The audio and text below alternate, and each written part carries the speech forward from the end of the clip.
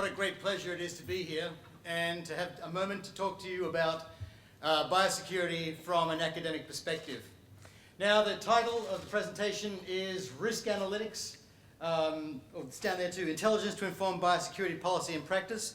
I'm not going to define analytics. I find that way too daunting a challenge.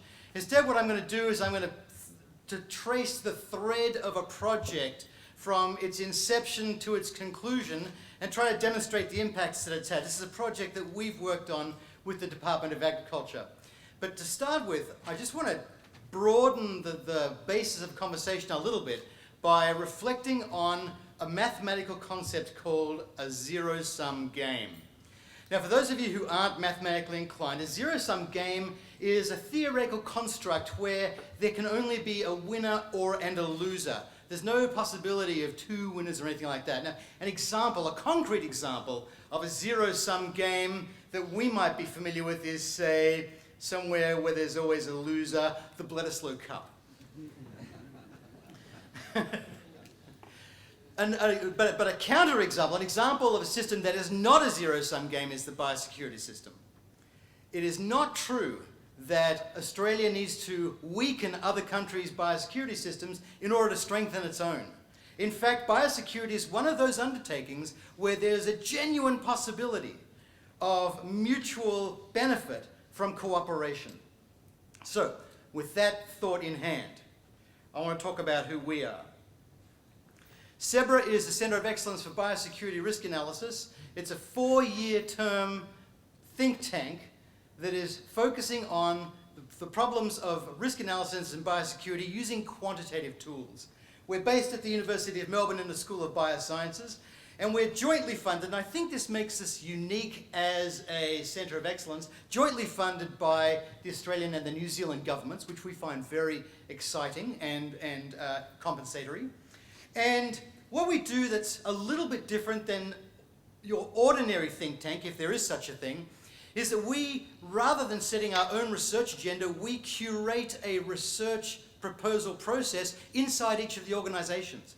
This provides the organizations with an opportunity to tell us what are the burning problems of the day, because frankly, I don't think like a regulator. I don't think like a senior executive. I don't even think like a mid-level executive. I can't think that way. So in order to get a sense of what's the thing that we could do that would really help you, we have to ask you about it. So we visit the organizations and ask them, what's keeping you awake at night? And then we form these into research projects that we then carry out with full scientific rigor. And then we follow those through to operationalization, and then maybe at the end of it we think about publishing. So even though I come to you in the wolf's clothing of an academic, actually I'm a sheep. I like to solve problems.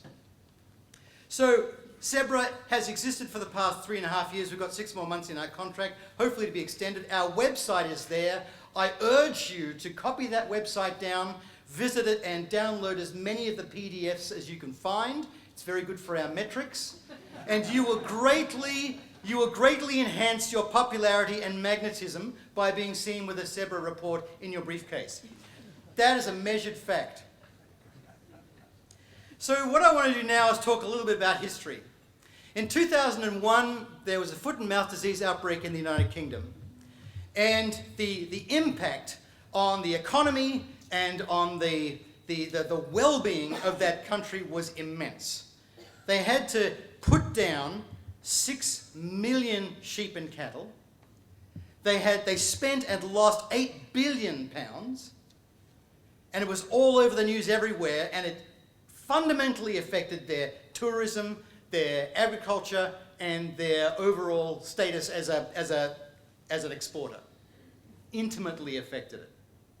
The Australian government, seeing that this had happened, immediately slammed the brakes on and said, we must act.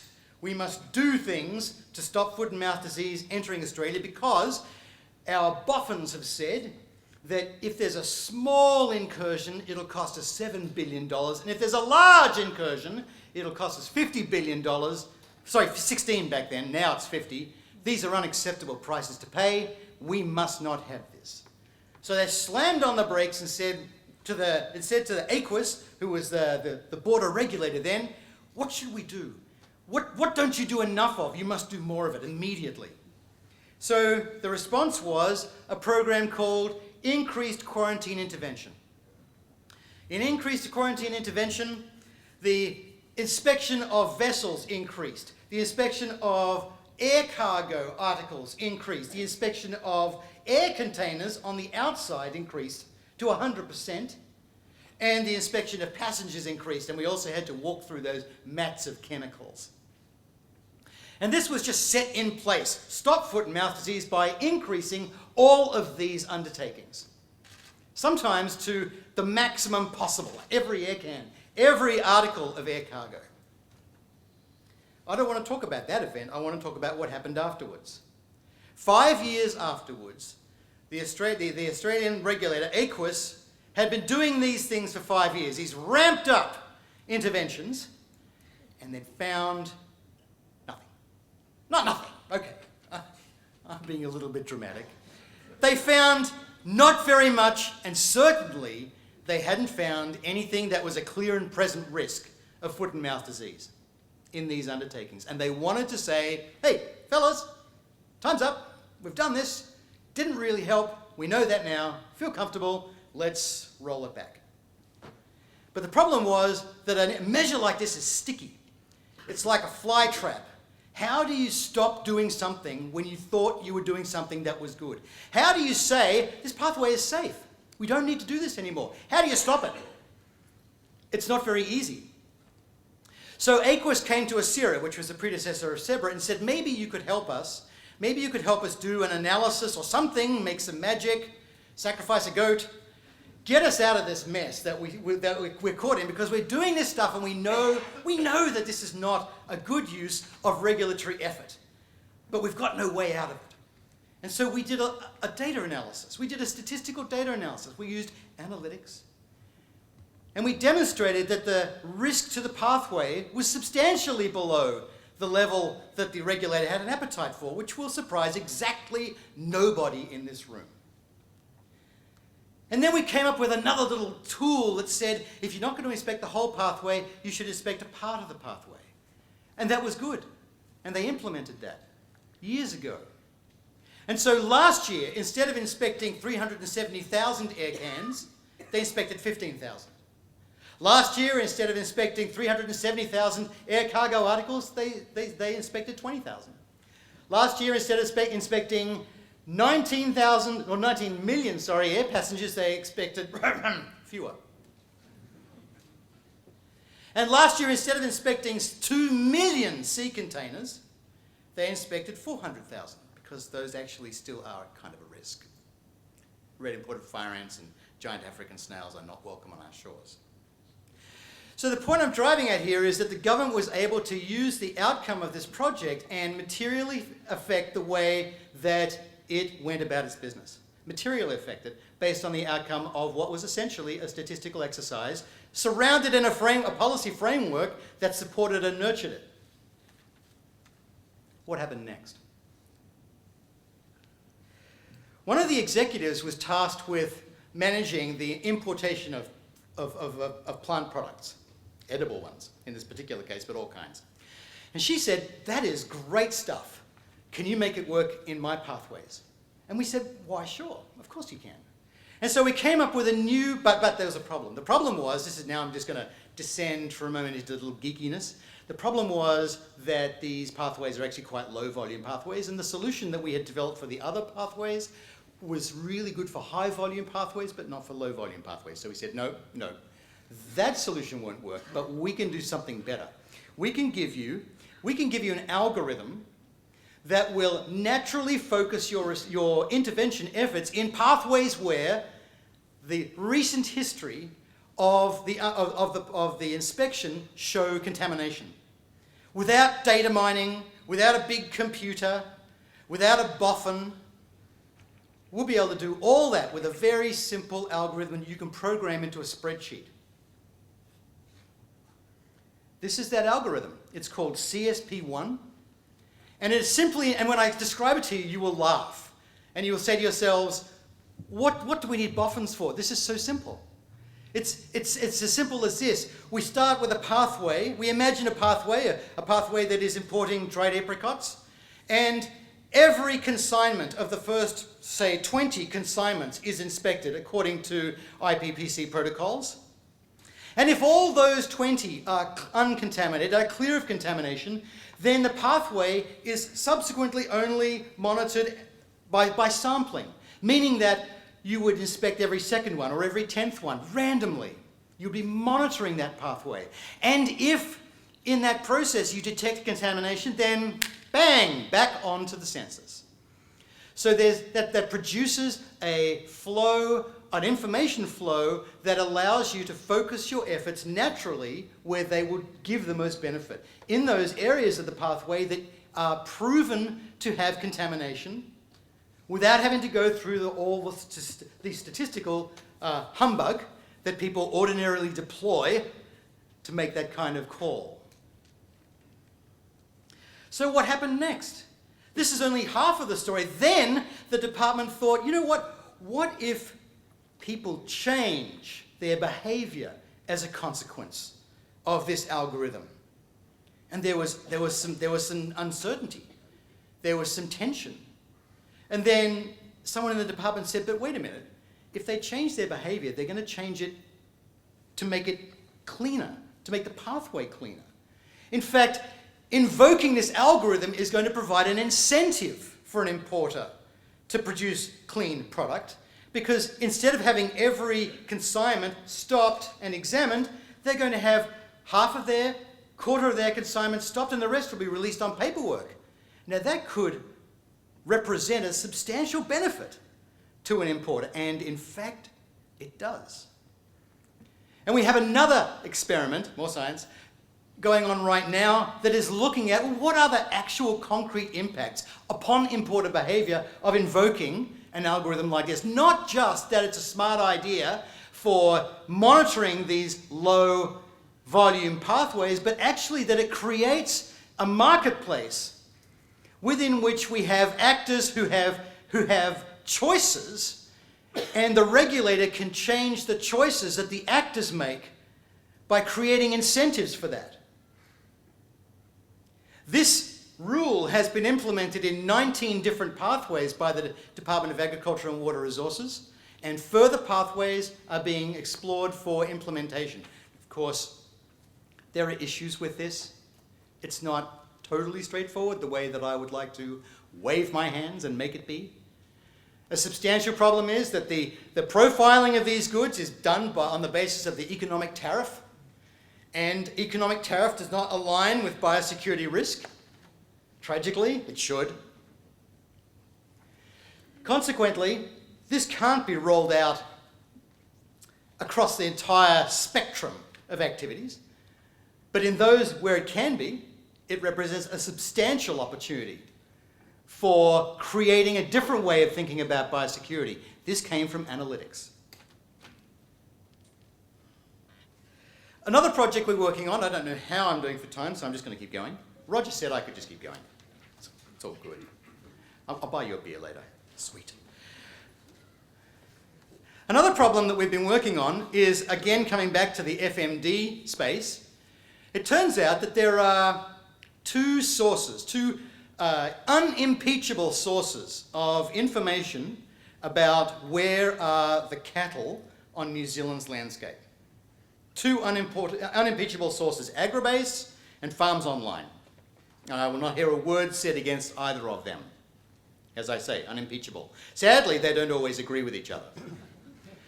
That creates tension when you want to know how many cows are in an area because you want to know how many vets you need and how many inoculants you need in that area when you have an outbreak. And in any case, how large of a quarantine area should we establish? And what will be the impact of this large or that large on stopping the transmission of the disease? That's all going to depend on how many cows and how many bulls and how many of all these kinds of creatures are there. I'm not a biologist. So how many things there are, that's going to affect it. And if you follow one of these unimpeachable sources, you'll arrive at a different policy than the other one. That's not good. So what SEBRA's been doing in concert with MPI and some of their outstanding researchers is working on a statistical approach to try to find the best possible prediction of the number of heads of things. We call them LSUs, I think. Number of heads of things on each farm. And we're using beautiful analytical tools like random forests and gradient boosting machines, which I know just sound like I'm plucking a chicken and cutting its head off under the full moon, but that's okay.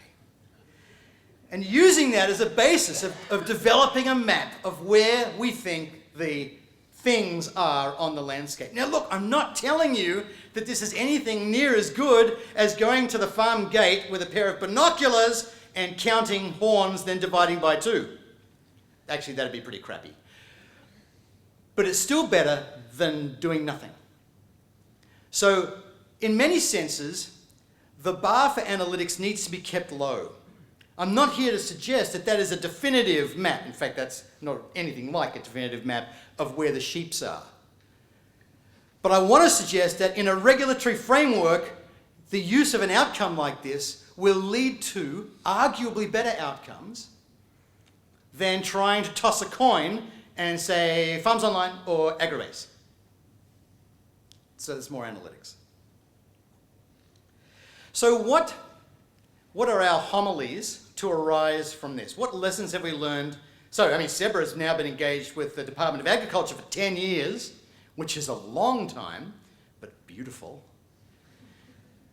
And we've been working with MPI for the last 4 years, which has been not as long, but more beautiful. What have we learned? The first thing, and the most important thing, is you can't just say, I want analytics. I want to have an analytics apparatus and an infrastructure, and I want boffins with machines and they have blinking lights. That doesn't work. You have to start with questions. You have to ask yourself, and the question you have to start with is, how do I make decisions? And then the second question you have to ask yourself is, how could I make that decision better if I had the right information? And when I say better, I mean, how could the outcome be better, and could it be measurably better? These are the things that statistics can provide. But don't do it from the sort of vague, happy sense of analytics, everyone's doing it, jump on the bandwagon, because that's going to lead to disaster. Drive the program from clearly articulated, motivated questions. Secondly, again, don't arrive with this idea of I need a big analytics thing, or even I need to answer my big questions now. You have to start with small questions. Small questions that are not controversial, that are easily communicated and are easily understood. Small questions are not threatening. Small questions provide building blocks. Organizations are permeable to innovation. So when we answered a sequence of small questions, it was like they sprouted inside the organization and started to connect with each other. People would say, you used the risk return spreadsheet for the containers pathway, but it's the same spreadsheet as in the passages. How can that be? Well, the technology is the same. The ideas, the principles are the same. Could we use it in mail? Well, of course we could. Let's do that. So we don't arrive with a fully formed analytical solution to a problem. We break off small parts of the problem, solve them, unequivocally solve them. Follow those solutions through to implementation. Be part of the post-implementation review. Totally unacademic exercises, I might add. Engage with the organization all the way through that, and then the ideas will multiply within the organization. There's other things there that I just want to say one more important thing, because I'm sensitive to everyone's lunch, especially mine. It's a common flaw in an organization to feel like we can't move forward because we don't have the data. That's a very common melancholy cry. It's entirely misguided. You must analyze the data you have now. The data you have will always have shortcomings. It's a given. It's data collected by humans, and humans are crap at collecting data. What we need to do is we need to come up with systems that will compensate for the flaws in the data as the data are used in a decision process. So I'm not saying we take the data and we just consume it unconsciously. Far from it. We have to account for the flaws in the data, but we don't do it by doing nothing. Delay does not improve the quality of your data. Action improves the quality of your data. And the more you use your data, the more you'll find what you can use it for, and the stronger the impetus will be for getting better data. You can't legislate for better data. You have to motivate that from the questions that you want to answer. Oh. And if you don't have enough data, then you can use expert elicitation, which I'm just going to say nothing more about. So, we're SEBRA. I'm Andrew Robinson, and I thank you for your patience.